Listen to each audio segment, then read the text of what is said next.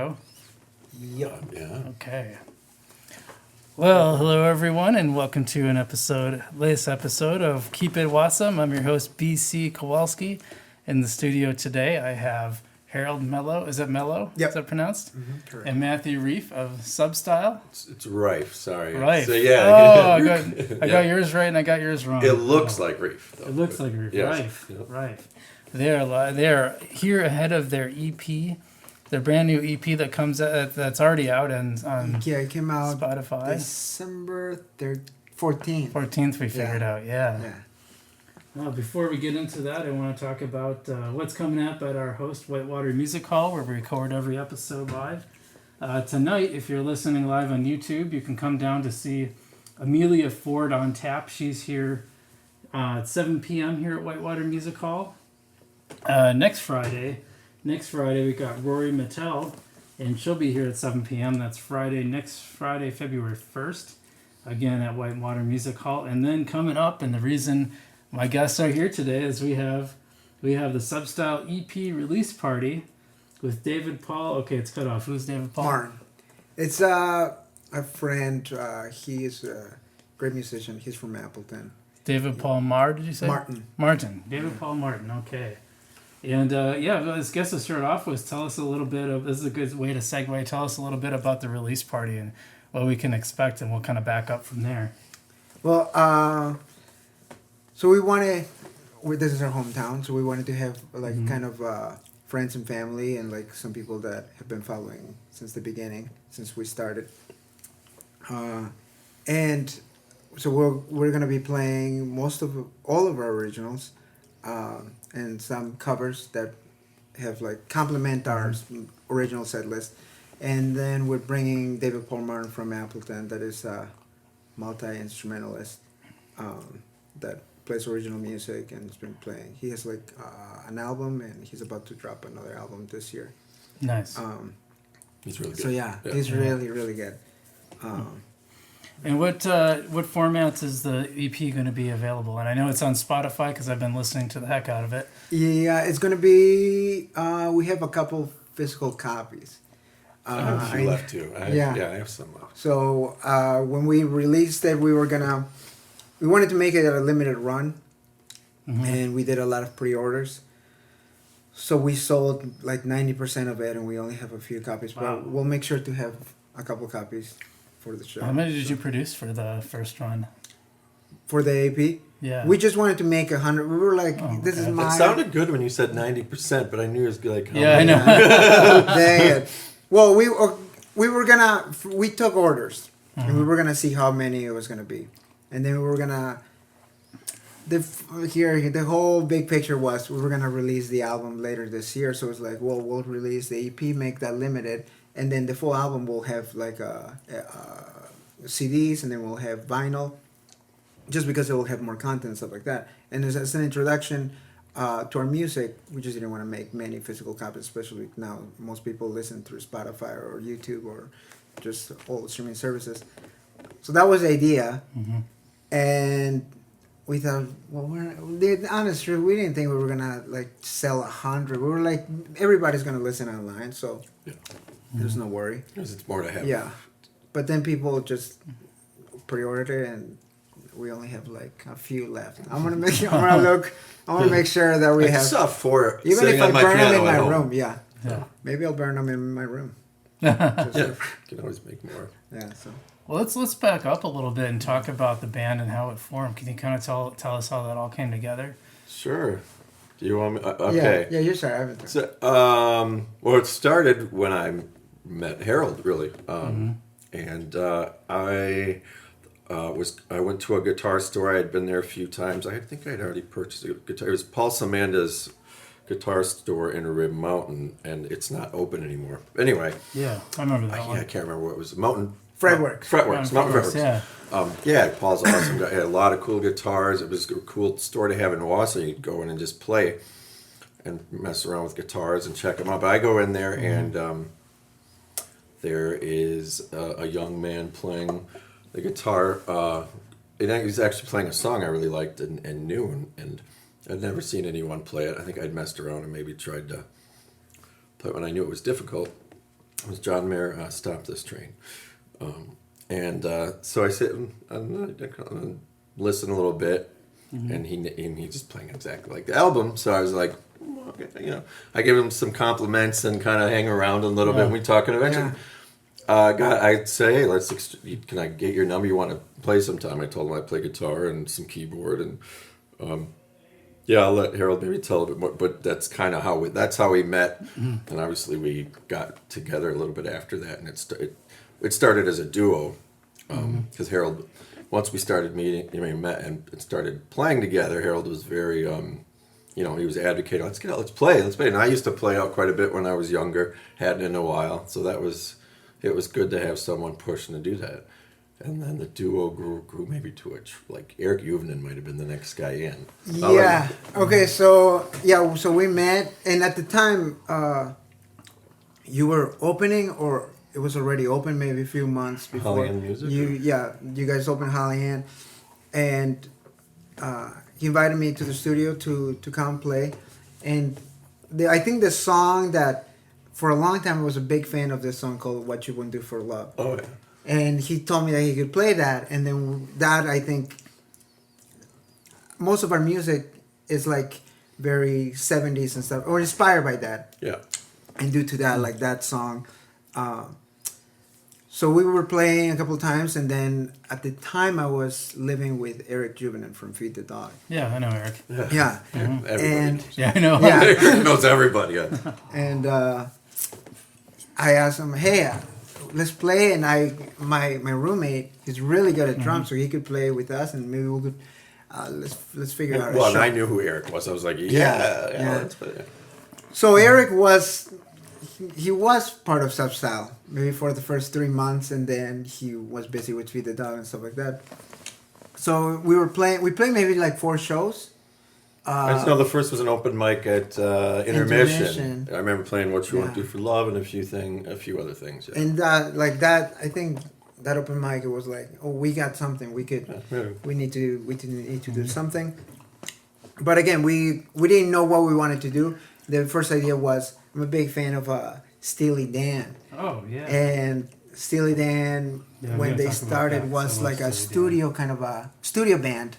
So we were like, well, we don't know any like drummers or bass players, so maybe we could just record stuff and make music, and then maybe if we have like the band, we could play a show, and that would be it. And then Eric hung out for a bit. We had other members joined, and then what? We found Kaylee because we met Levi. We met Levi. Levi Ballinger is the brother of our current singer Kaylee, a very good singer. He plays around town a lot, and he played with us. We did a couple gigs, and so Levi was good friends with knew Jordan. He's like, I know a really good bass player, Jordan Miles, our bass player, and so it was Levi, Jordan, Eric, me, and you and me. Yeah. For our first couple shows, right? Yeah, we played for a couple months, but then it was I didn't know. I didn't have this like direction of what to do, with the band, and I wasn't as motivated as I am now, and. So I think we didn't know what to do, like what covers or like we were just trying. We were just like figuring stuff. out. Like this was like my second band in that year. I was playing with a different band earlier that year.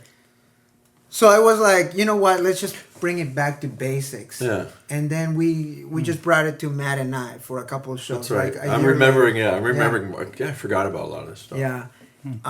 So it just, we were like, Eric was busy, and then Levi and Jordan had another band, so we were like, let's just bring it back. Maybe let's just do the Steely Dan thing, like the same concept. And then what happened was, this is 2017. How we met Kaylee. 2017. Yeah. I was working at Hobby Lobby. Oh yeah. And Hobby Lobby. And Kaylee got a job there. And I would work with Kaylee a couple times, and we got along. And then I heard that she was a really good singer. and I knew Levi was a good singer, but I was like, no, maybe let's keep it again. Let's do the big band is not working, and I didn't know like if I wanted to do music full time and stuff like that because I was just not doing anything. There was no projects or anything. So then I went to see Kaylee was singing at a show with this other band, and I saw her and she was really good. So right after the show, I went and asked her, "Hey, Matt and I have a show. Would you want to play? Just sit in for a couple songs or do something." And then I asked Matt if that was okay, and she came sit in El at Tequila? El Tequila, yeah, of Salsa. course, yeah. We were And, playing there quite a bit at first. And yeah, and like that first show she sit in, and it was easy. really good. Yeah, it was easy, yeah. We didn't have to worry about like the singing. I just played the guitar, he played the piano. We could do. It was like liberating. Easier for us, Yeah. yeah, because it's a lot of work. Well, I did some singing before. I mean, I didn't want to be the lead, but I was like, I'll do a little singing. But I ended up having to sing quite a bit because. So I was it's like let's bring let's bring a singer back, and Kaylee. And Kaylee, well then, it was dating and still is dating Jordan Miles, too. So that's another connection. How he. So I can't remember how it went from the 3-piece to eventually Jordan. So then we played a couple shows. Yeah. And once we had Kaylee and we had Matt, the trio, I felt confident enough to quit my job. And I was like, you know what? I'm going to quit my job and I'm going to make sure that I get shows. And for the first 2 months, I was sweating every day because I couldn't get any shows. I didn't have any connections. The guys from Feed the Dog helped me a bit. They were helping us book shows in Appleton and Green Bay. And then we were like, the problem was that we wanted like a bass. And we didn't have any drummers, but I was like, hey, if we can add bass. And then we asked Jordan a few months after we were playing as a trio. And then I was like, well, now we have a 4-piece. And it kept getting better. Yeah. And we were playing more shows in Appleton now. And like people started like knowing who we were. It was much easier to get shows. And at this time, like I didn't have a day job. So all I was doing is trying to book shows. And I was playing with other bands. So playing with other bands gave me the time to just focus on like, hey, I'm gonna do this is my passion project. Too. Yeah, The more venues you learned about more venues and more different stuff. So, a few months, Jesse then came because of one of our shows in Appleton. We met this. I was playing with this guy, with Billy Bronstead in Appleton. And I was like, hey, can I stay over the night? And like, I just need to sleep in Appleton because I have a show tomorrow. And he's like, yeah. And then we were playing. And then he's like, hey, by the way, in the morning I have to practice with this guy I'm meeting for the first time, this drummer. And I was like, that's fine. Not my place. I don't care. And the next morning I wake up and they start rehearsing, and then he asked me to like come and just jam with them, and that's where this drummer Jesse was really good. He was living in Appleton, and I was like, hey dude, you're really good. I have a show later tonight. Would you want to just come sit in? That's right. And I didn't tell the band that I was gonna bring this drummer, so they get to the venue, and then there's this drummer set up with its drums. And ready to play, and like is that the wine bar? The wine bar. Okay, right. Yeah. And they don't know They don't know who he is. I was coming from a different show in Green Bay, so I just remember thinking, cool. I hope he's good. And because you didn't tell us anything about it, right? But I was like, if it works out, it works out. And it worked out. And it brought something different from us, and it was like, oh, now we need a drummer because. It made it better and kept getting better and kept getting better. It was so much more fun too. I mean, every time you add another instrument, remember, like especially when you're missing bass and drums, like as a keyboard player, my left hand gets freed up then when you add a bass player, obviously, because then I don't have to play the bass. The bass range as much, And then the bass player we added happens to have a really good time, really good meter. So I did, didn't have to think about keeping the beat that much either. He also has perfect pitch. Yeah, that helps. Nice. So, yeah, and then when we added a drummer, it just was like, this has got even easier again to just play and not have to overplay. And Easier to it solo. just was, I mean, that was, of course it's more fun. Yeah. That way. It just took a while to get there. So Jesse was with us for maybe a few months before Lucas Fisher joined. And Jordan and Kaylee, I mean, Jesse lived far away and then he moved to Chicago. He moved. We were. That's when we started like talking. Maybe let's do original music, because we were doing a lot of covers, and we were like let's do original music, and you have written songs before, and none of us like knew. So we were like, let's do music, but how do we do it? Yeah. And that's when I was explaining to Jesse, hey, this is the plan for Substyle and stuff like that. And he agreed to it. And the week after, he calls me and says, hey, I just got a job in Chicago and I have to move. So we had this entire plan of like having the drummer and everything, and now we didn't have a drummer.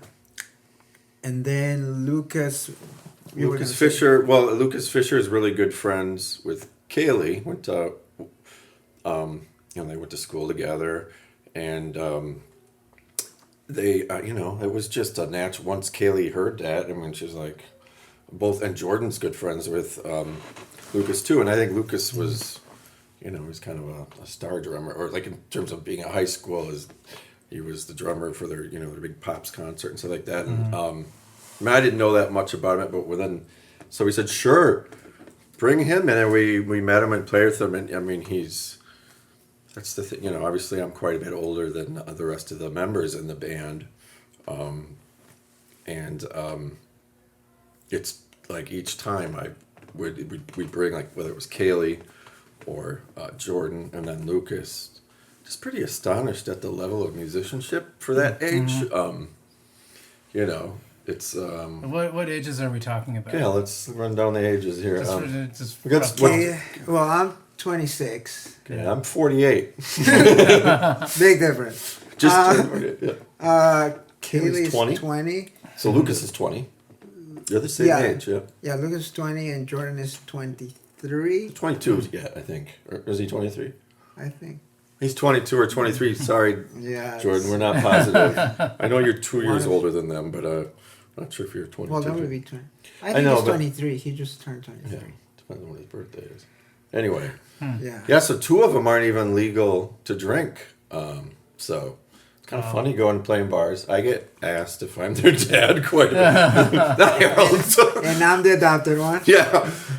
Usually it's Jordan, because he has kind of, his curly hair, tall and thin.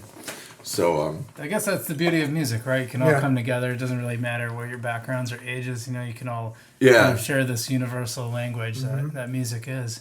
Yeah. I mean, it doesn't. It's not. I don't think about it much at all, except the audience reminds me of it during set breaks or afterwards. And but that's been kind of just a funny running joke I've been called. So I'm like, no, I'm not their. I've been asked if I was their worship leader. Worship leader.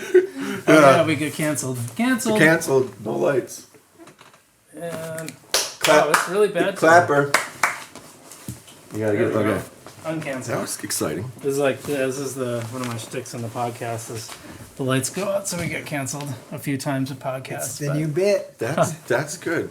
Yeah, but yeah, I know how you feel, because I was a returning student at UWSP, and I think my last year, like, someone bumped into me, and they're like, "Sorry, dude," and then they looked at me like, "Oh, sorry, professor." I was like, "Get to class, asshole." Yeah. Every once in a while, well, they're proud. Well, I don't know what I was gonna say, but the point I'll make now is just is Harold and Kaylee and Jordan and Lucas. They have a really good. I mean, just from the get go, they knew a lot of 70s and 80s. They like 80s music more than I do, probably because I experienced the 80s. I always was a fan of a lot of the 70s. The 80s I associate with so much MTV and the video. I think that's what we, like, when you got, like, Jordan would ask me, do I like this song or like that song? And I'd be like, no, that was that stupid video. And And you try to get me to just measure it or evaluate it on without just on the audio. Yeah, because it's interesting. Music is so associative. Like, yeah, you know, you ever like watch a movie and you really love the movie and those songs that are in the soundtrack, you like them a little bit more just because they're part of that soundtrack, and vice versa. Or you know, whatever was going on in your life, you know, there's some songs that just remind you of a time in your life. Sure, and that's usually when you're, you know, or what something important's going on. But often when you're younger, you're 20 or something, like, you know, that the soundtracks from when you're that age. And so it's different when it's music that comes like from before your time. Like, you know, a lot of the 80s stuff I grew up, I was young, you know, as a kid. Yeah. During the 80s, and my formative years would have been the 90s. So when I hear that stuff, I'm like, yeah, I remember. You know, you kind of get that little reminder of what it was like to be a teenager, and you're like, oh yeah. Yeah, and I don't, you know, I might be like, you know, like cutting it with a movie of my life in the 80s and not even thinking of music. I'm thinking about how you know, whatever I felt like. Yeah, and then sometimes you have to go back and say like, well, wait a minute, what was that? Let me listen to that song again and try to keep a fresh mind. Yeah. So anything we've played or covered, you know, there's been a song or two I'm like, oh, okay. And then I end up I'm like, okay, you guys were right. This is a good, like, but in general, we all kind of like the same stuff. I mean, they've of course all be turned on to newer music with them that I haven't checked out that I've really liked. And how about, like, you know, how long would you say the band has been around in its current form? And, good question. You know, how would you? I know bands kind of can change over time. And year and a half. Yeah, not quite 2 years. Yeah. Quite 2 years. Which is, that's pretty cool. It's been stable like that for a while, and you know, both Kaylee, I think Jordan's taken some classes too, but Kaylee and Lucas go to UWSP now. People seem like I'm not going anywhere. I've got 3 kids, and you know, so it's been good to have that stability, but it's tough. I've been in this current form for a year and a half, but like everyone, like some of them are in college. Harold's a busy guy with lots of different musical endeavors and teaching, and my wife and I Holly had a studio that we did close recently. Just I'm pretty sure my wife's going to open some formation of it back up. Oh, really? In the next year or so, or whenever we get, We've broken some business things on the podcast, maybe. There you go. She actually rents a room here right now, a small room, just to have a studio to play music and just a space to get. I mean, she's home a lot with the kids, and the baby. So was that was the main reason why it closed, right? That was the. I mean, we would have kept doing it. It was successful. I was gonna say it seemed like it was doing really well. Yeah. And at various, I know Harold, you were taught there the most. You know, the majority of the time we were open. Jordan taught there near, the kind of second half we were open. Eric taught there too, right? Oh yeah, Eric taught there almost the whole. Yeah, we got him. Substyle. Yeah. So it was actually Harold pointed out when we closed the studio, he was kind of like, this was key in the two of us meeting and then Substyle becoming a band, and just the story of Substyle. I mean, we were at that studio all the time, late nights. So besides it being a place, of our business and where we all worked, it was a good place to hang out. Even I jammed there once. That's right. Yeah. We did an event there. Yeah, you had like a drumming thing, didn't you? Yeah. Or like a... Well, it was... I brought my guitar. It was a drum. Carly was there. Do you remember that? That was... But what did we eventually go to the Grand Theater and do the belly dancing thing? I didn't, but I think everybody Did you belly dance? did. Yeah. No, I mean we played our drums and our guitars while a local belly dancing group did their routine. But yeah. So how did you guys transition from covers into writing your own music, and how does that writing process work? Okay. Well, we didn't know how to start at the beginning. You just have to play covers at the beginning just to get going. Yeah, and just trying to get gigs and see if things work out and like personalities match and stuff like that. I wanted. I didn't know anything about writing songs and still don't know a little bit, but I tried to write with other people first, and I tried to bring a song in because I didn't know how to write lyrics and stuff like that. But I think it was like at the time where Jesse was playing drums for us, and then Matt had one song, and basically either for most of the time is I write the music or Matt writes the music, and then Kaylee writes the lyrics. Yeah, Like that. well, I think. I mean that's all true, but from the beginning, since I had already written and recorded a couple songs when I was about Harold's age, maybe 27, 20, we took one or two of those and kind of reworked. I mean, I maybe sang it at first. The problem there was that those were songs I didn't want to be the singer anymore. We wanted Kaylee to be the singer, so we played those, but we needed songs that weren't written for me to sing. So after that, you had written some. We just did. You would write chord progressions, or I would have chord progression. We'd give them to Kaylee, and she would turn it around in like a day or two with lyrics and a melody. That's impressive. I mean, I don't have a ton of experience with songwriting, but I've done some myself. I've worked with other people, and I don't know if I've ever seen someone just like turn things she'll turn around in a day or two, and there's not a lot more edits to it. I mean, there might be lyrically, but it's like it comes in really finished and polished. So, and there's not a set process or like Kaylee's attitude is, if you have chords that you think are songs, send them my way, and then she'll just work on it. Mm-hmm. So it's just an open invitation, and I mean, I've only sent her a few, or so I'll send more. We're just getting going, and just getting comfortable with and getting a handle on what kind of, like when you write progressions or have song ideas, what's working really well with this band, or we have a number of slower tempo, like we're just trying to, what are we doing that we already have covered? What else? What areas should we explore more? And almost trying to look at how to put a show, because right now we only have a certain amount of original songs, so we try to look at how would it translate in a show.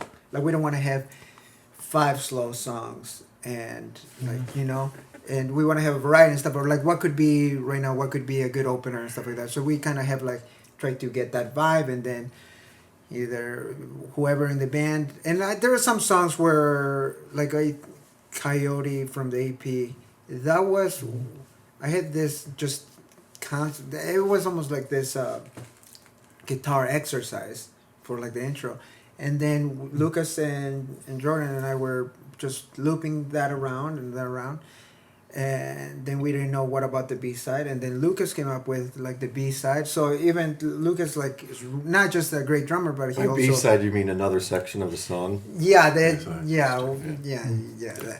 And so he has also, and he wrote a song for the band. Yeah. And Jordan like is working a couple, and like so right now,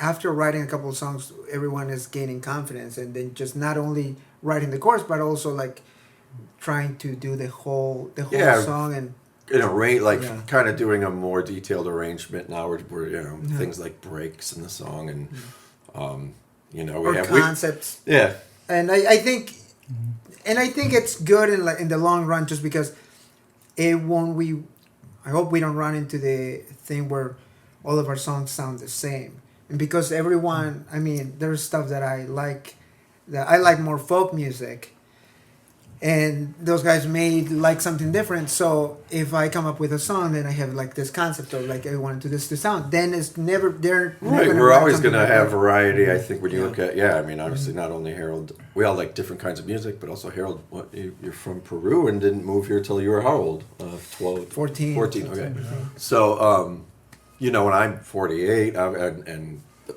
just coming from what my musical experiences, and then Jordan, Kaylee, and Lucas, And we want everybody in the group to write. I think so far it's Kaylee's at least for the most part. Kaylee can do lyrics and melody, but we want everyone to that's what we do, and we rehearse. Everybody has input. But the other thing too is playing live all the time. When I like playing, after we write a song and work it out rehearsal, I like gigging, and because the song gets better. The more you play it out live, the more I work out parts that I will keep. I'll kind of fine tune parts that what I would like to keep on when we record it in a studio version. So that's my preference too, is to when you write songs, play it, because then. I think one of the strengths. You can't always do that. Yeah, one of the strengths of the band, I think, is very good at improvising ideas. And most of the time now, like those ideas that we play live, stick into the song. Sure. Like you were saying, like some of the parts that you came up with probably was when you were playing live. Improvising live, trying different things. Yep. And I think most of the stuff, and I think we learned that making the EP. Because we were trying to, we were very excited to have original music, and we were just wanting to have it out. Yeah. And once we wrote the songs, and then a few weeks later we started with the process of the EP, like in the summer of last year, and then it was set. It was like, okay, this is how the song is gonna go, and then we kept adding layers and layers. And at the same time, we were playing those songs live, and live the songs were changing. Yeah, but already they're set in stone. Yeah, but they were in the EP was already set in stone. So, and I think there's a strength in a way that you may hear the songs in the EP a certain way, but now live is going to be a bit different, just because that makes it interesting. We added a few things, like we added for one of the songs like a harmony thing, and then for Coyote there's a longer solo and stuff like that. So, and especially for the new stuff now, we kind of are learning from what we went through with the EP. Yeah. And like the new stuff is a bit when you set out to create your EP, how many songs did you have total that were original, and how did you choose which ones would go on the EP? I think there's some songs we had first 5 songs, but there was one we just weren't happy with yet, because we really love it's the song, but like the recording we want to do it. We cannot better. Get the vibe of it. Yeah, it's live. We know live. It's like great, and the recording's like, no, that's not as good as we got going live. It doesn't. There's something missing. Yeah, and I think that's where maybe this is the song that will take maybe 5 months or whatever, because there's something about it that we cannot dial in. It's like missing something.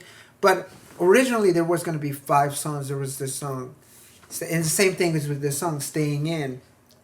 Was going to be in the EP, but then that's when we started writing more, and then we always want to make sure that all our songs have a different feel and different vibe. So, and now we're bringing that song back just because we have new ideas and stuff like that. But it was originally 5, and then we 4 now, right? but in the EP there's 4, so we'll release the 5th one.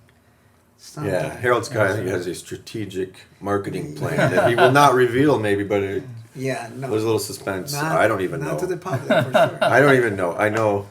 We were supposed to work on it already, but now we're kind of like, all right, let's just do it right. Let's not rush it. Yep. Yeah, I think we were trying to just like, you can only release a song once. That's the trick. And once you show it to someone, it's already in their head, like, oh, that's how the song is and stuff like that. Yeah. So I want to make sure that we don't release it and then 5 months later be like, I wish we would have changed that, or I wish we could have done that. So maybe let's just hold on to it. Today on my way here, I was listening to it. I was like, oh, I like this song. But it's maybe next week I'm going to be like, but now, sometimes it hits me, something, that's it. Like on my way here, I was like, maybe it needs talk box. So I don't know. I'm very obsessed with talkbacks right now. Yes, that is your newest acquisition obsession. I might record my voicemail. I can't wait to play with it when you get it up live. How long did it take to record the 4? the 4 songs. So and you did it all yourself, right? So Hybrid. We did I- some of it in our we- studio and then some of Okay. it in Minneapolis. yeah, we Okay. started in June tracking. We tracked ourselves the drums and bass.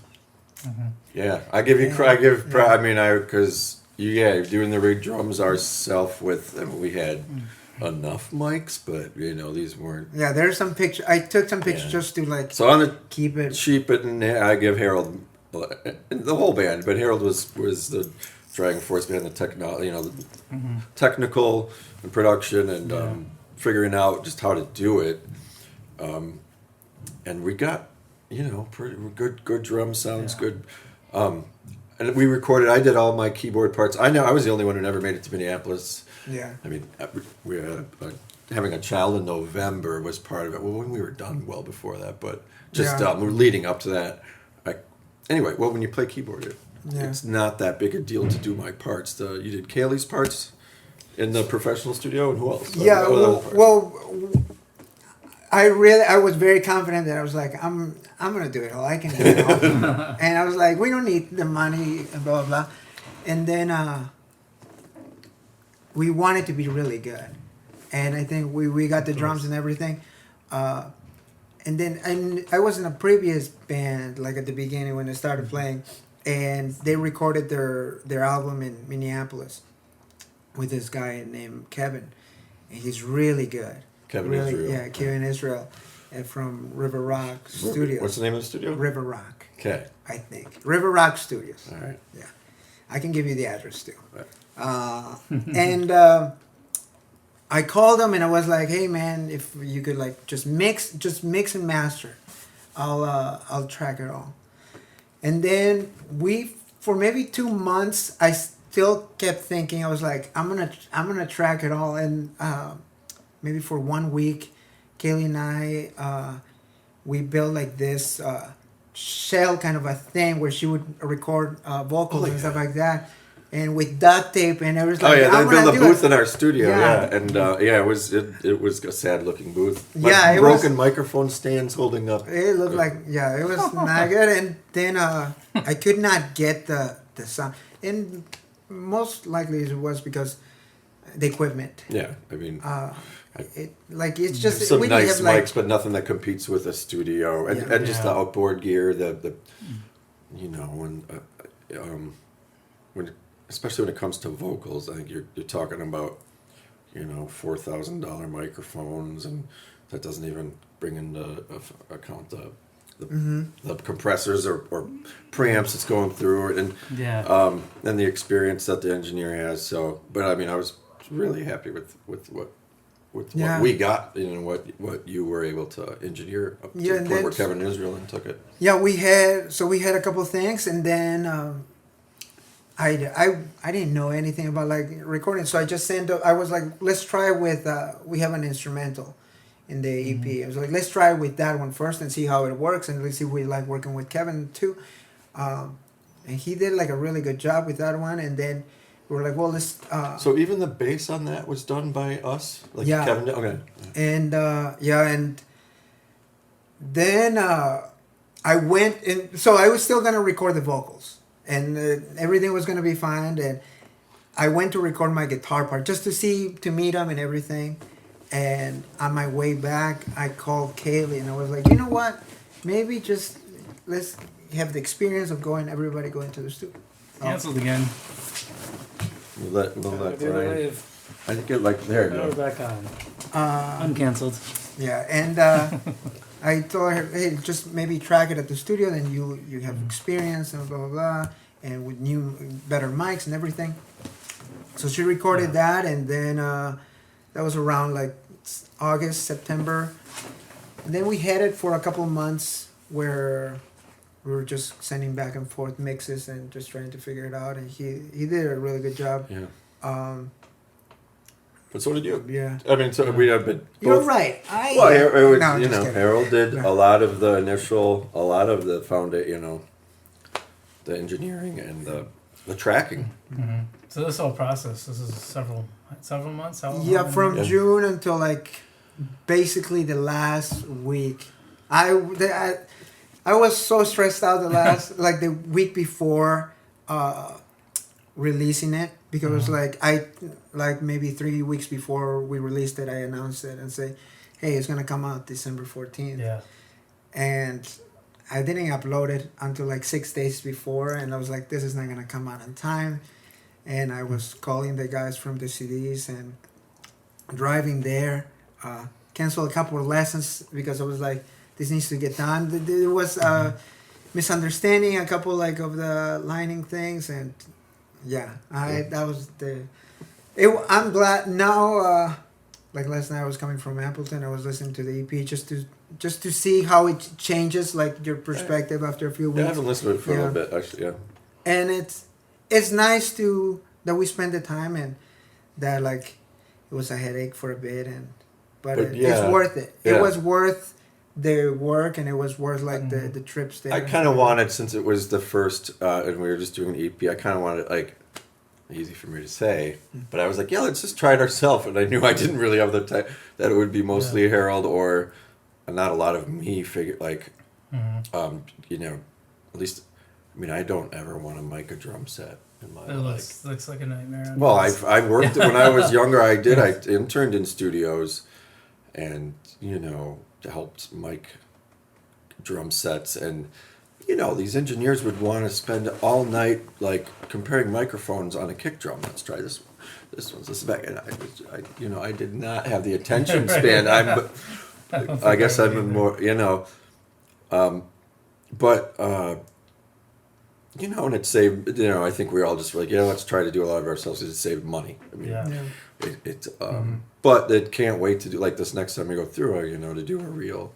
You know, now we're gigging more. We can save up some money that we make from gigs and selling a little merch, and you know, next time we do it around, it'd be really nice to not have to, you won't have to be losing your mind over the tracking and processing. It takes it for my personal experience. It took away from my. I could not be a musician. I was not a musician. I was more of like, how do we get that sound? It was almost trying to figure it out. Yeah, you're doing like it's like band manager or production. Yeah, you were wearing those hats, and I remember you saying those things at the time. You showed up to gigs and be like, I just want to play. I just want to be a musician.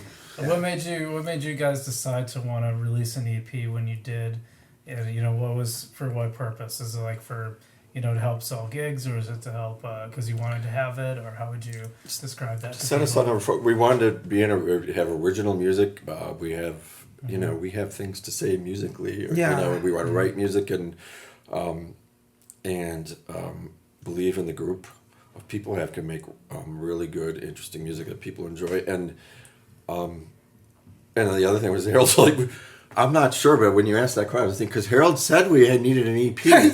And like we got, you know, Harold, he just has deadlines all the time.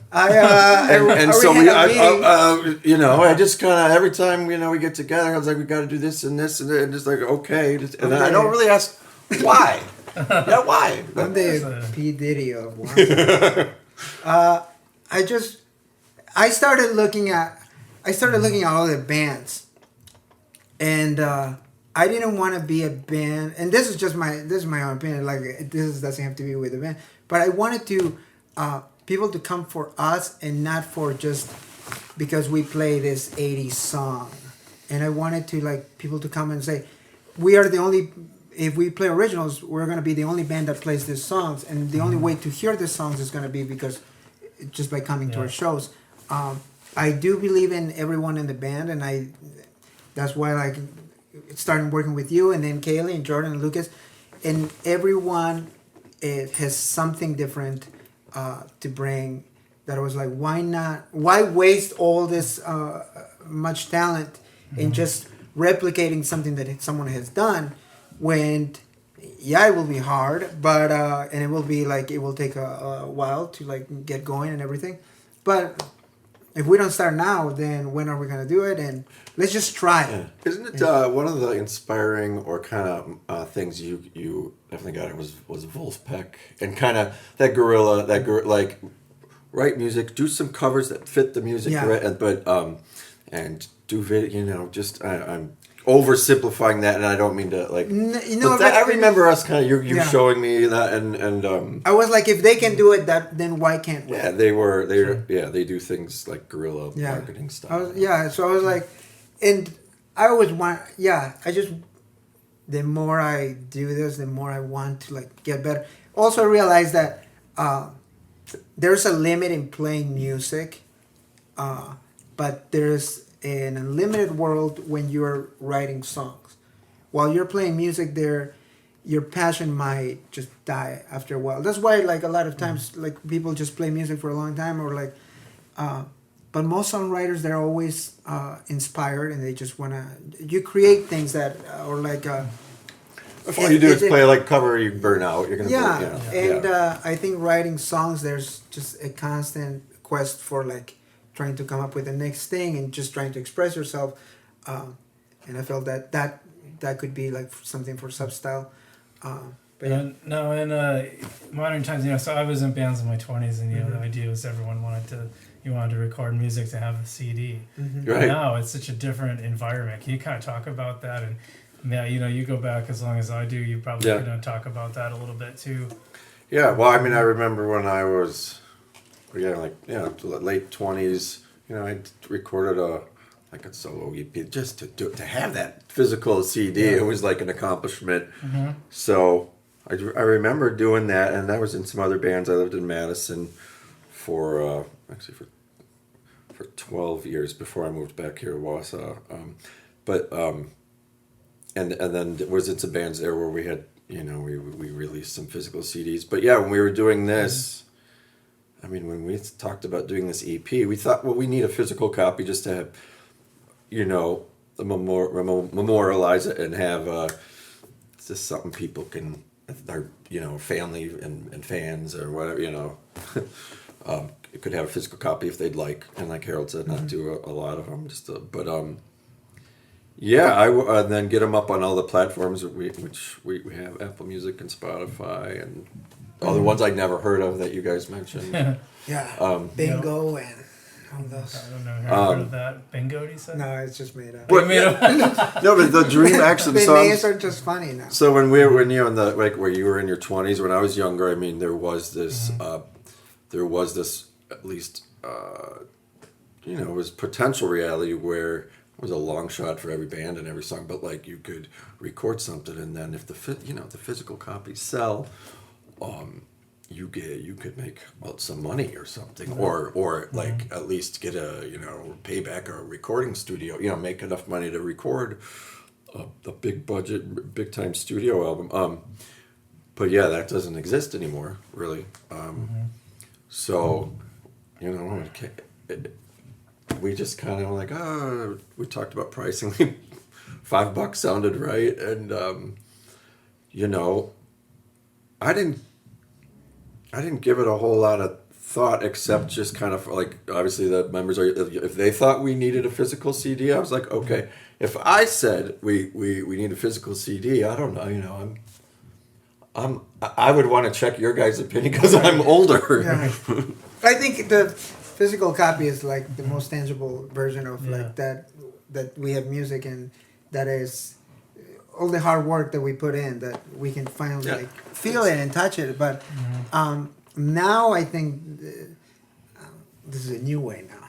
Yeah. But now I think the new version is of having videos of just of playing our own songs. Totally agree. Like it's like it's not the physical copy. It's there, but it's more of a sentimental kind of a thing than just like a promotional thing. Because now most of the time when I'm trying to book a show or anything, I send like our Spotify link, but I also am sending YouTube videos of like us playing and just like what kind of vibe we're giving and everything, and like. See, that's so interesting, because when I was in bands in my 20s, it was like that was one reason you wanted that EP, because you had something in your hand you could hand to, you probably gave them a copy, but you had something in your hand to say, no, look, we recorded. Yeah. When you walk into, we try to book a gig. You'd be like, see, we have this thing we recorded, and now it's.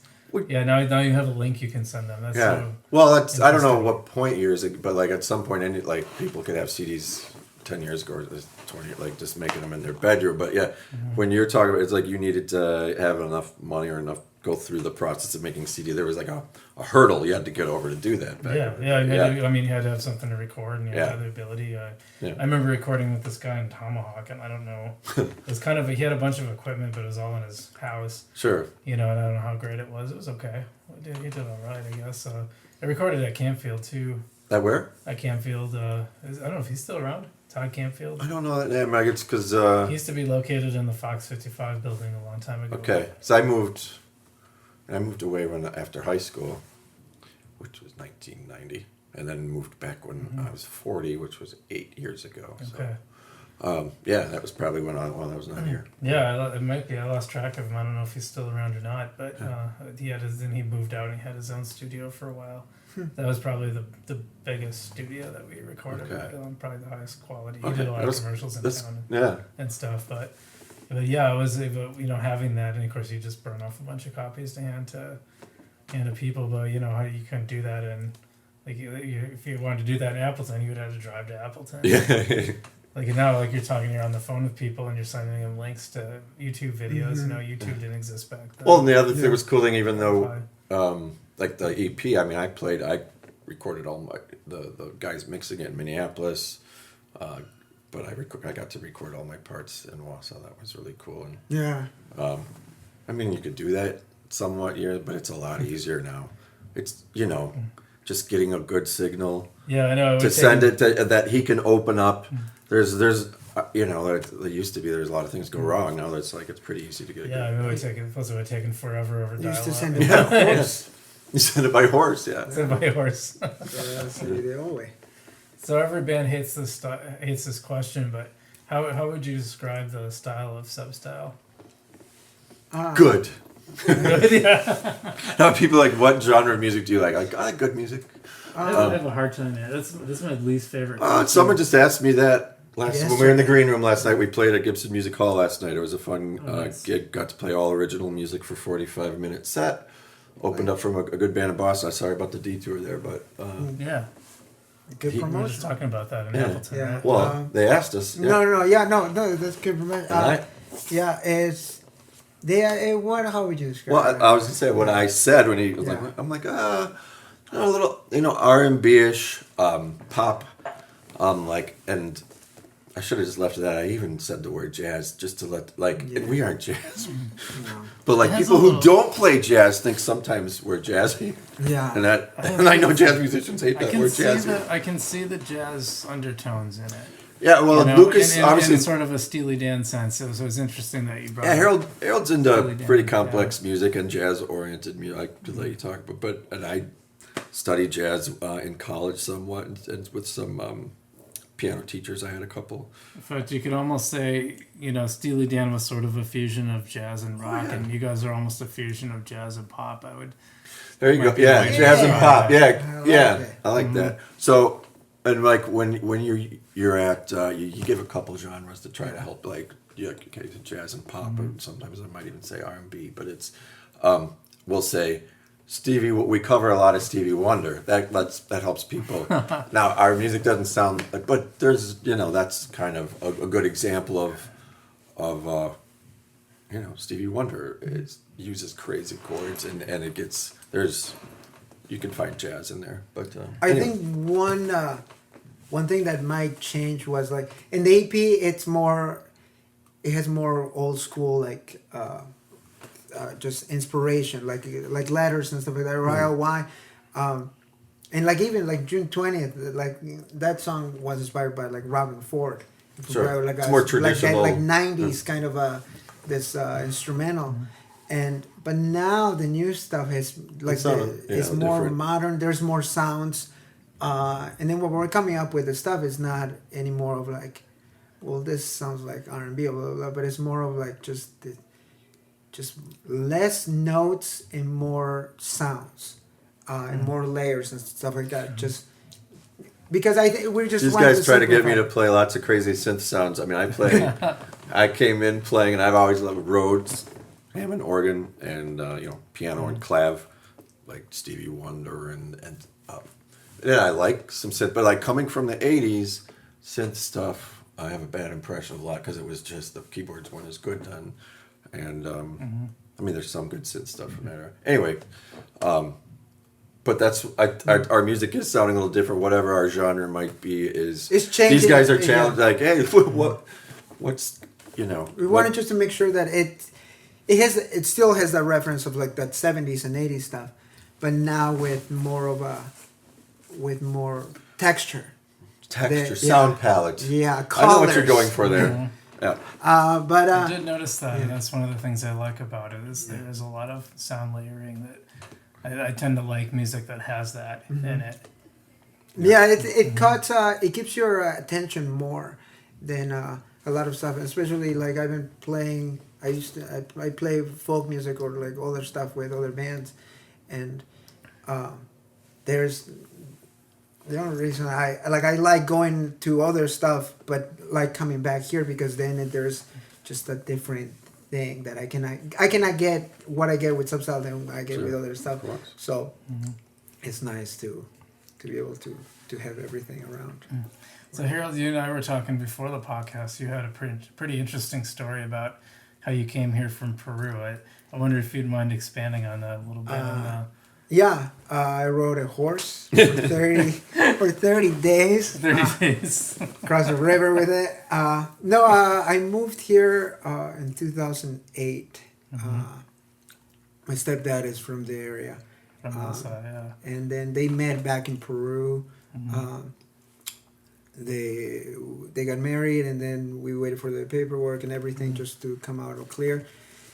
It took about 3 years, and then that's when we moved in 2008. Moved here. And you didn't speak any English when you came here. No, you told me. no. Like the first thing that I remember is moving here, and I came here in May, and the following month, The Dark Knight came out. Just the regular Dark Knight. And I remember going to the movie theater with my neighbors, and thinking it was like, okay, I'm gonna go see it. It's gonna be cool, and they're gonna have Spanish subtitles.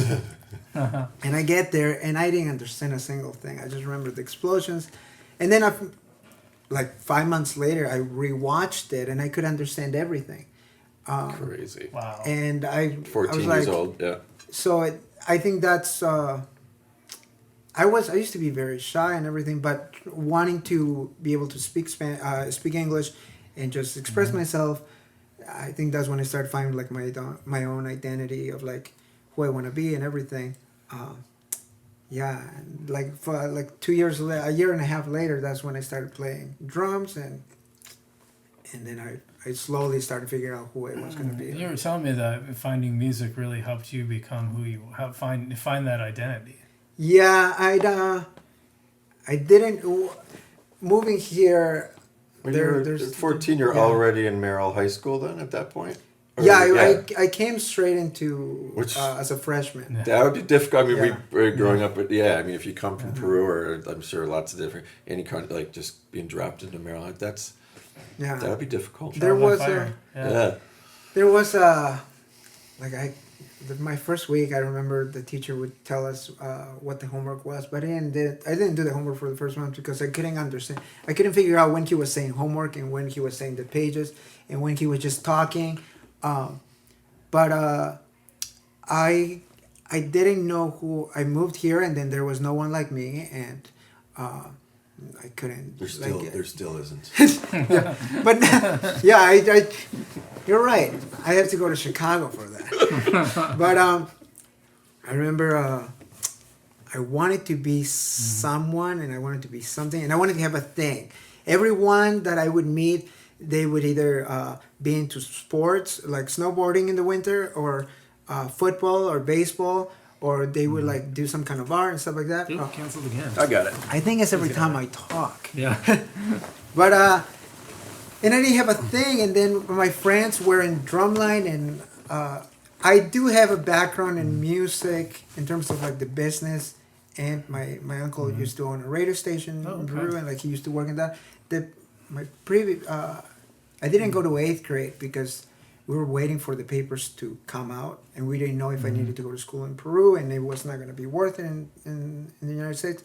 So I worked at the radio station with my uncle, and I would follow him for a full year. I would just go to concerts and like go to meetings with him, And I think maybe that's like when I try to think it, when I'm like you have talking, good I'm like, stories. I don't think you Yeah. have time going, but like good stories about you being at these concerts. Yeah. Like Harold and I going to gigs. I'd hear that's awesome to go to gigs and stuff. I hear stories like where you would be left with. You'd have to go deposit cash from the Yeah. concerts. Yeah, it's like bags of cat. And you 8th grade kid. it was all I have tendency. I wanna always No, have a business ideas. Or like I wanna like that's why I like. This is why Harold is the driving force, like the businessman of the communities. In 8th grade, he was, he was working with his uncle or whatever, like taking money to the bank from the gig. Yeah, and I think that maybe that's where I just want to do everything. Make sure that he did it, so why can I do it? Like I looked up to him. I haven't talked to him in a while, but I always remember that like he would have 2 phones. And he would be texting and he would be calling someone else, and I was like, oh, I want to have a phone and I want to be calling people and like Dude, contracts you are and into stuff like technology, that. So then I moved here and then I hated music for that reason because it was like stressful. Yeah, it was like always. I was 8. I wanted to just like play and stuff like that, or like I was in 8th grade and everything. And like we would have to transport money like we would get there like at 11 p.m. and like my mom would take care of like the ticket sales and everything. Yeah. And then the money would pile up until like that night, and then we would have to drive to the house and carry cash and then come back and like count everything. We would be there until 5 a.m. just doing all like signing paperwork and stuff like that, and I would be like just wanting to sleep. So how did you turn it around to where you love music? I'm so curious about that. It's okay. So I moved here and I asked my stepdad for a radio and just a CD player, and then my neighbor told me that you could go to the library and just borrow, rent or whatever CDs, and I went to get a Lionel Richie, "Hello." Yeah. Like wherever that song, maybe it was like a Best Hits or whatever. The Beatles, Yellow Submarine, John Mayer Continuum, and Maroon 5's first and second album. We had a real mix there. Yeah. Yeah. Well, and I wanted to try stuff out. I was like, yeah. And right away, I remember I asked for a keyboard and I would try to play along, like just try to play what I would hear with my keyboard, like what I was listening to. But then, yeah, I just like, well, this is it, blah, blah. And then I would, the following year, I saw my friends play drums. They were in marching band. They were in the drum line. And I asked my friend to if he could teach me. And he told me that, like, yeah, maybe you should ask to the teacher if he can give you lessons for free. And I went and asked, and he was busy for most of the lesson times. And the only opening was during my lunch. So I would go every Monday for lessons. I would eat my food quick and then go to lessons. And then 4 months later, I auditioned for the drum line. And then I started getting into more stuff. And then my friend had a guitar. I would borrow his guitar just to learn. My neighbor would have a guitar and I would go to his house and just play for like a full day. And that started developing. And then I became really obsessed with drums to the point where I would skip class, and I would get to school at 8 a.m., go to the practice room, not go to my class from 8 to like lunch, from like 8 a.m. to 12, and go to my classes and just like practice. So you gave yourself a different education. Yeah, and I that's when like I taught myself how to practice for long periods of time. So then this would work out for... I graduated and I was like, maybe I could go to school for drums. This is maybe the thing. And at the time I had like really good teachers that would encourage me to like, yeah, go for it and stuff like that. But I only was playing for 2 years, drums. And when I would see other drummers, I was like, oh, holy cow, this guy's been playing since 6th grade. So I remember I was working at a summer camp. And throughout that summer, I was playing guitar. And I came back and I was going to go back to Marathon for another semester. I went there for a year.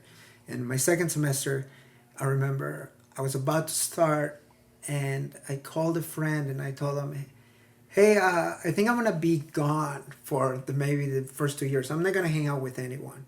And I was like calling people that was like, hey, you know what? If I don't answer, if I don't do something, if I don't like just respond to anything, it's because I want to be a really good guitar player. And this is what I'm gonna do. So I dropped out of marathon and I started taking lessons at the conservatory. And I dropped drums and I just started playing guitar. And for 3 years, I wouldn't do anything other than go to work at Goodwill, and then get home, practice for 8 hours, go to sleep, go back to Goodwill, and like that's back and forth. So when I met you at Mountain Fretworks, how many years after that? Like, how old were you? If you were 18, 19 when you were doing that? It was 3 years me playing guitar. So yeah. I started playing when I was 20. And so you met me when I was 22, 23. Yeah. It's hard to believe that you got that good that fast. And I mean, that is true. It's total true story, obviously. Mm-hmm. But yeah. I guess you play 8 hours a day. But that's the obsessing. Obsessing is, that's what a lot of people get that way. Like when you get a little momentum going with music, and obsessing is the way. You make a lot of progress. The one thing that got me like super into it was I would listen to a lot of music and I would practice with the recordings. Sure. And I would just like go on Apple, like at the time they used to have like this, it's just like you would type a song and they would just come up with just different random songs. And I would practice along recordings like blues stuff, and then that's when I got into Steely Dan, and I would like look up the lyrics and try to go to forums and just look up what the songs meant. And I was like, what does this mean? You're going to a level I never would. Yeah. I was like, I like the way that sounds. I'm not getting into the lyrics that much. I would go to sleep listening to NPR's like a breakdown of the artist. Sure. And I would listen to Wes Montgomery. I just became super obsessed with it. Yeah, I'm just amazed how you went from like hating music to just like super obsessed. I think I hate it because of the business end. Yeah. And then I think I've had stories where like when you were young, like it's kind of like in physical danger sometimes when you're at these concerts where big city, you have a liability with the money trying to deposit, and that was the reason you didn't have free time because all your family was. I feel like a lot of people would have associated that and kept on that association, but you kind of flipped it. I find that so interesting. If there's one thing though, I was very amused. You weren't a kid. You're supposed to be a kid at that age, right? Yeah. Well, but I was amused, and like my uncle and I would be at the radio station, and then musicians would come in and they would play during the interview. They would have an interview, and then they would play at the end of the interview some songs, and I was like, wow. And my biggest thing was like, well, you have to play guitar. You have to be born, just like for it, and you have to like kind of have it in it. And I was like, and I don't have it, and I was not very confident, but I was like, if I wanted to play guitar, I would have had to start when I was 6 or 5 or whatever. And at the time, I was like 12. Yeah. I mean, it's funny how we get in those traps, right? Yeah. Like, I remember being when I was, probably around that age, around 14, 15, I always had that idea that if it was one of my classmates' things, it couldn't also be my thing, right? So there were already people who were already in the band, or people already doing journalism, or vice versa. Mm-hmm. And, like, I don't know, and then, like, one day it's just like, well, wait, why? Yeah, it's not that way. I can just do it too. Obviously, there's more than one person in the world doing all of these things, right? So it was that, and it was like I'm already too old for to pick something up, but I could always, and now that I'm like now my personal goal is to like just write songs and not just like write the chords anymore, but like now write melodies and try to write lyrics and everything. And I always could hear melodies or ideas, but I never had the skill to express it. And I was every time I would hear something in my head, I would always be not confident, say like, well, this is bad already. And like when we started writing, I was like, hey, I have an idea, but it might be bad. And like I would always be that, and now I'm like, hey, this is really good. Just check it out. Yeah. Because now I'm like just trying to get better. And I think that's the only way to just. Same thing when I was learning how to speak English. The only way to get better is just by doing it. So now writing songs is like I'm just gonna just write and like record them and stuff like that. But I think one person that gave me confidence was I was listening to that NPR Wes Montgomery thing, and they would like tell his whole life and how he started, and the number one thing that hit me, and at the time I was 20, and his story is like he started playing guitar when he was 22, and he's now like one like that. yeah. You probably told me I forgot. And he died when he was 45, 43. Wow. Due to like some kind of a thing. I don't remember. It was a long time ago. He died while he was alive. And when I heard that, and at the time I was learning how to play guitar, I was like, wow, I'm 20, so I could start it. Then, yeah. That's cool. They heard a story. I mean, if I knew that, I forgot it for sure. I don't know if I ever really heard that because Wes Montgomery, he's a bad. Yeah, he's like one of the best. He was, not when he, it's like so many people who, And play that's basically what every time I would see that. And the other, the main reason why I got better fast was because I was at the right place at the right time and met the right people. Like on my third year, I met you, but a couple months before, I met the other guys from Feed the Dog and Billy and all the stuff, and I went on tour with them on my third year of playing guitar, and I was not good at all, so I had to get really good on stage, and making sure Billy's really really good. And he's really good at improvising. He had his whole pedals. That's right. That was when I met you. You had gone through that already, or it was a humbling experience for you. Yeah, like I already left the band, but I remember that he was insane, and he would just say, "Now you solo." After he would solo, and I would be sweating, what am I gonna do? And I would just try to hit as many notes. I would try to go next time they let you go first, so Yeah, I had a song in one of when I played with Bob Allen, who we were talking about earlier, before he started the Allen Brothers. I had a bass solo in one of our songs, and I kind of made it for myself in practice. I just started soloing, and they said, "Oh yeah, that's pretty good. We'll let you have it." The first few times we played that live, I was always so nervous. Yeah, it's like because the band kind of quieted down. It was like my turn. I was like, "Oh shit." Well, now I just want all the solos. Well, no, I think Harold and I that's good for the soul. That little feeling of, oh shit, right? Like sometimes, you might feel good and you have a good idea, but like there's plenty of times where it's like, it's my I got to come up with something. There's a lot of off. You get more comfortable with feeling uncomfortable. Yeah. That's the key, really. I think is like.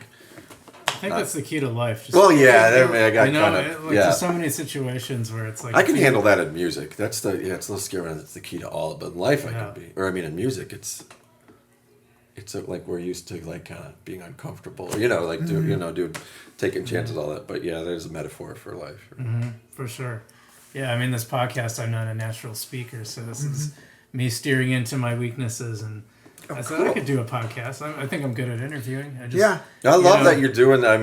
I don't want I can't list all the but like that's all I do when I drive around. If I have a downtime where I can't, I have enough of my brains available to listen to a podcast. When I saw and heard that you were doing it, I was.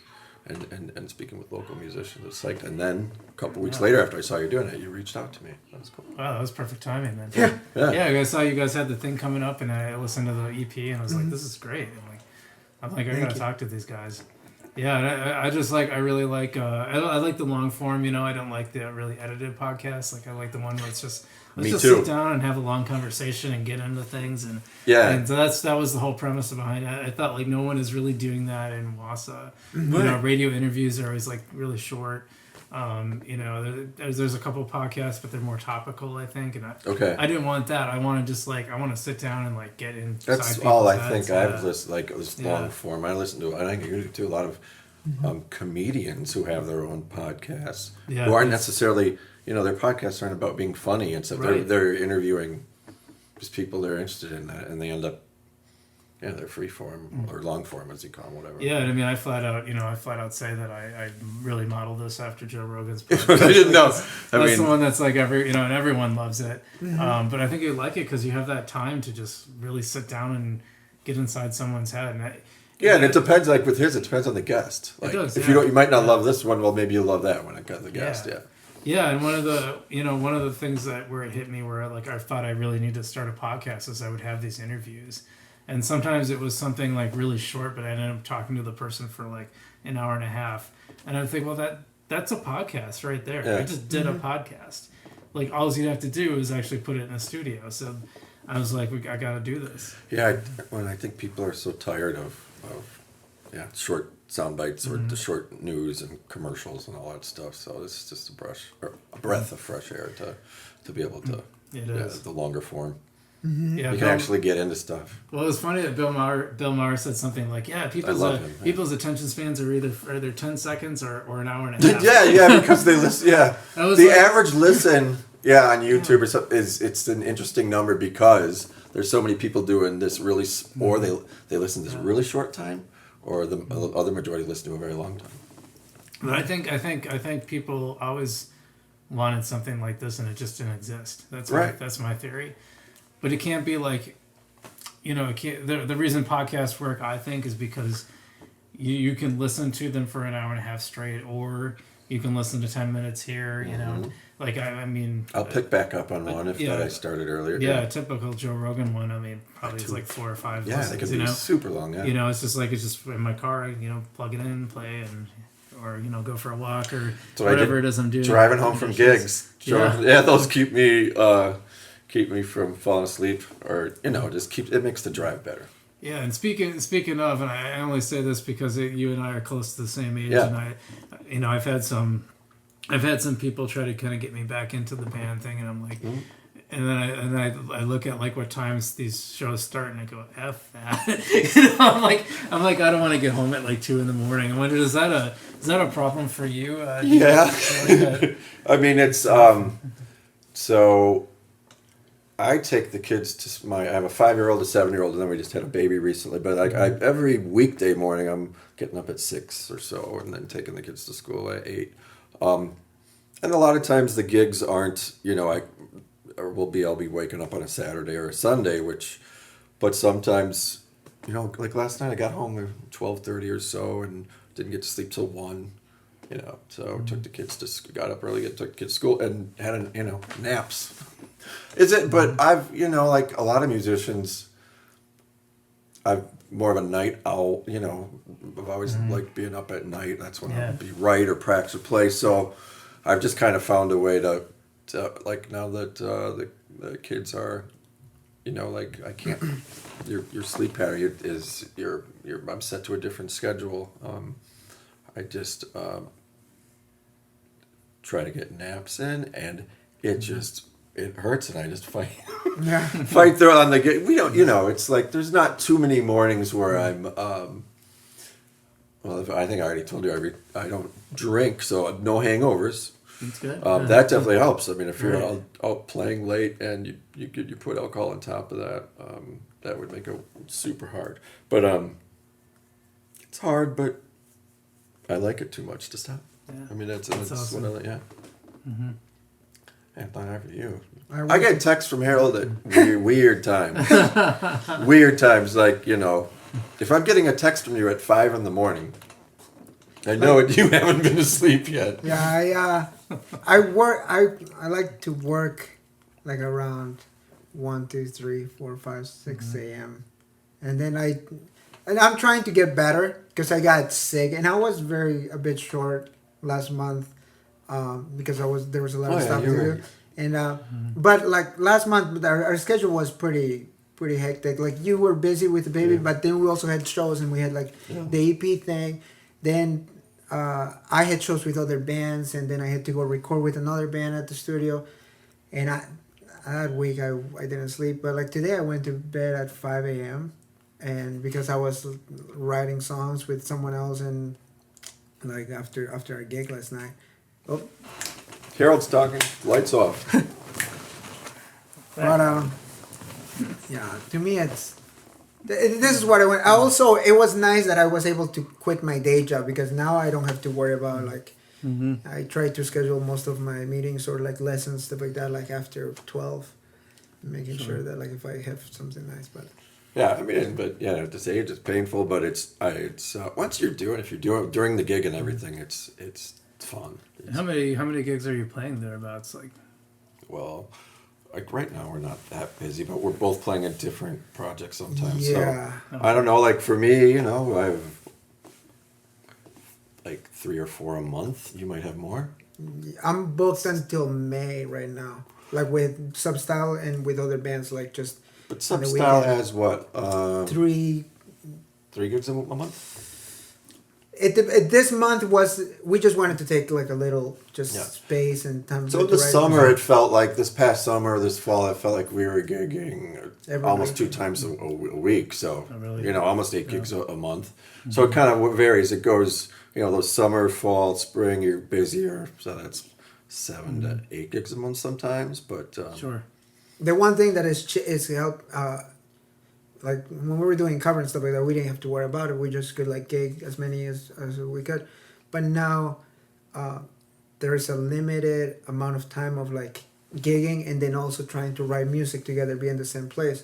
So if we're gigging every weekend now, there's no time to get together and write songs. So like we built time in January to rehearse and write and stuff. So we did that, and like the next few months, the same thing. We won't rehearsing it. We won't be playing as much. Smart. Yeah.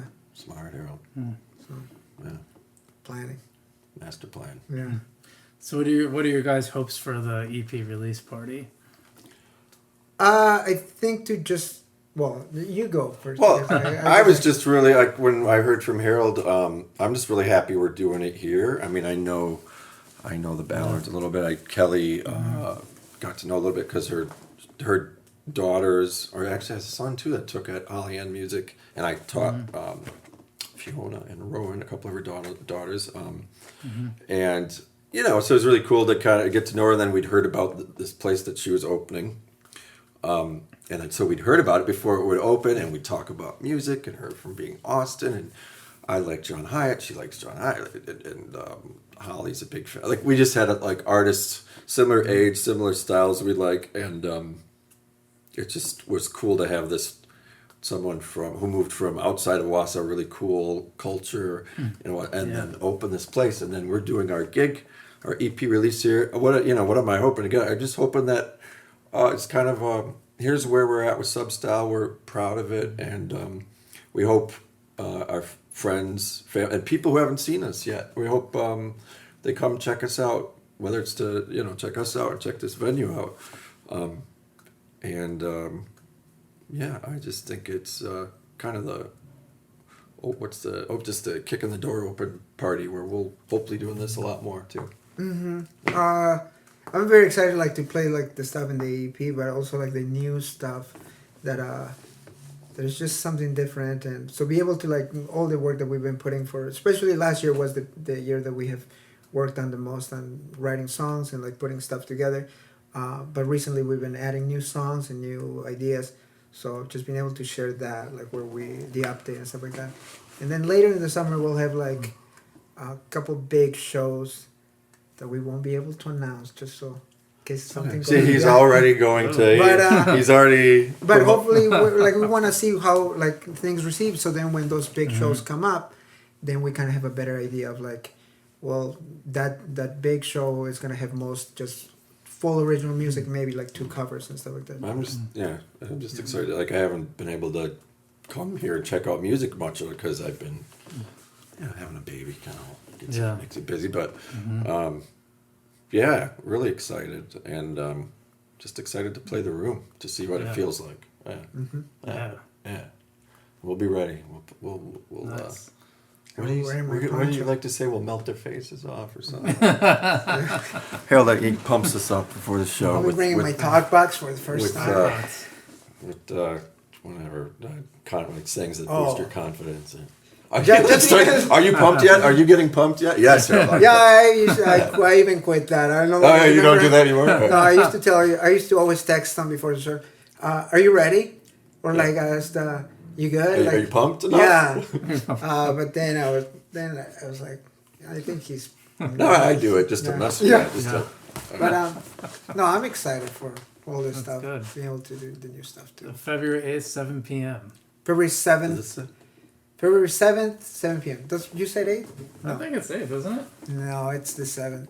I think it's the 7th. When you said 8th, I think you said 7th earlier in the podcast. But see, this is classic. I don't No, it's know. February 7th, 7 p.m. because it's 7-7. I thought it was 777. Yeah. That doesn't sound like a logical reason, but you sounded confident and sure. So I did think sound very the only confident. reason I know That's- is because I it booked works. it. well, that works. That helps. We're gonna make sure, Let's make sure. so we don't want to get that wrong. Substyle. Substyle. Y'all. All one It word. is. Oh, it is the 7th. Oh, it is that Friday. Yeah, Yeah, so a week from now. Yeah. Friday, not Saturday. I don't want to hit Saturday in my head. So it's Friday, February 7th, 7 Friday. p.m. 277. Now with David, Paul. That's the sounds. Yep. Yep, with David Paul Martin, and people are going to be able to buy the EP there on CD. Yeah, Yeah. I'll make sure to. We're gonna scrounge up all our copies. We'll buy the copies that we have sold. We need that I back. want you to return that. You bought what you bought for? We'll buy it back for twice. Yeah, Anyway. And we'll be they'll be losing able to- money a lot. But And then people who have been listening, they'll be able to hear the EP, and then they'll be able to hear some new stuff as stuff they haven't heard as well if they haven't seen a live. yeah, Oh, yeah. I think Yeah. I don't think we have played some of the songs in the Was area. We just wrote like 3 or 4? like Oh. 4 songs like in the last month, and there's a couple that I'm like super excited. Yeah, me too. That's Yeah. awesome. Yeah. Yeah. We'll be cranking it. All right. Well, people can come check that out. Was that $10? 5. $5. Oh, The CD's $5. What's the $5. tickets? The ticket. $5. All right. Oh shoot. $5 Yeah, to Yes. get it in. is $5. It should be there. This is $5. $5 cover at the door. Got to be 21 in this one. 21 plus. So it says on here. Yeah. Yeah. Or bring your parents. Bring your parents. Please bring your mom. Bring your mom. Bring her in. Yeah, we'll put her up on stage maybe. Yeah. Yeah. Okay. I'll dedicate all the songs there. Yeah. Right. And if people want to check you guys out, or if they want to follow your music, what's the best way to here. do it? We have Facebook page Substyle Music, an Instagram page also Substyle Music, and a YouTube channel Substyle Music, and then Spotify, Apple Music, all this stuff. Soon Netflix and HBO shouldn't now. Good to- I shouldn't. You never know if Yeah. you You'll be might able pull to it off. stream. I'll laugh, just and then he's got a contact. He's been dialing up now. Yeah. It's on his TED Talk soon. I watched there. Yeah. No, but he's been setting it up while we've been doing the podcast. It's like 2 phones. Wow. My secretary is on Dude, it. you should have 2 My Apple secretary Watches. is on it. No, but there's big plans for like later this year. It's just I'm excited for. I'm like super like, curious later. what these big plans are, Harold. Yeah, I would think, Harold, he does probably have, it's like some people say that just to like create suspense and sound mysterious, but I think there's actually some plotting behind it with your... Yeah, and I was gonna say you must be really curious since they involve you. Like, Yeah, I've like, stopped. really I wanna used to know. get anxious and get anxiety over like, tell me about... What is he Now I signing just, up for? I'm tired, I'm old. I get tired out, it's just the daily grind at home. So when I like, okay, I hear, what are we doing? Okay, all right. Well, as long as I can write and play. I realized that if I like this last year and this year, I had meetings where I would explain this is what's going to happen this year and blah blah blah, and like the due dates, and then they would ask, "Wait, what's going on?" Like after 2 weeks, what's happening? He's trying to get us more involved in the planning. So now I'm realizing that I'm just gonna drop information. Oh, yeah. Like Little nuggets? Yeah, like Little once nuggets. a month. Hey, this is what we're gonna do next month, or this is what's gonna happen. Thank next you. month. I appreciate it. That's much easier to yeah. digest. That's an organized guy. Yeah, and by the way, if you're listening at home and you wonder why my podcast suddenly sounds a lot better, Harold has been producing it today, and it looks like he's gonna be producing it for me because he kind of like I have my hands on everything. I asked him to be on the podcast, and he asked me to What a hustler. produce the He's a podcast. hustler. It's like, He's always why hustling. not? Okay. Yeah. I will also be taking 100% of the revenue from this episode. I'm just kidding. Well, it's actually negative amount, so that means You owe him a beer. you gotta pay me. No, but no, it's exciting. I just Yeah. want to.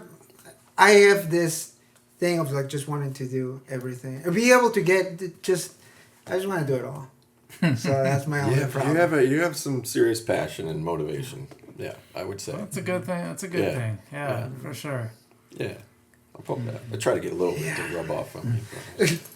All right. Well, one more time. It's the release party is 7 p.m. February 7th, not the 8th, the 7th, Friday, at 7 p.m. here at Whitewater Music Hall.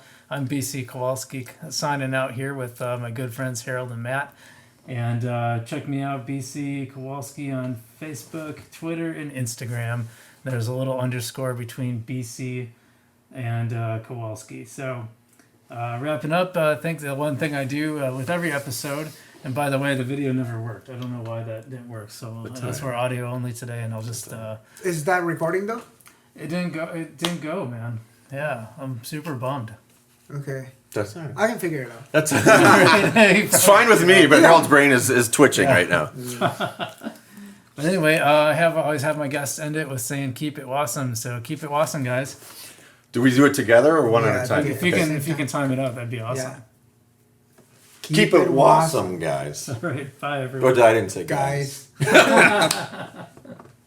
I'll fix it. All right, later, guys. Later. Thanks, Brian. Thanks. That was